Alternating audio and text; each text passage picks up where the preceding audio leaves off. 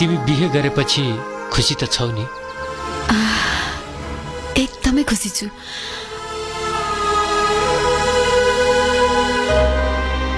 मलाई असाध्यै माया गर्ने श्रीमान पाएकी छु।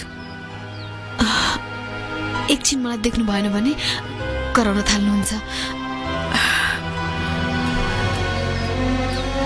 तिमी त भाग्यमानी रहेछौ, यति धेरै जो माया गर्ने श्रीमान पायो।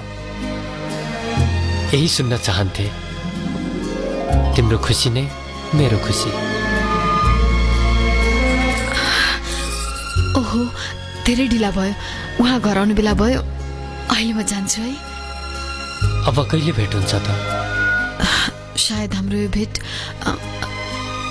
अन्तिम भेट होला। ल अहिले म जान्छु है।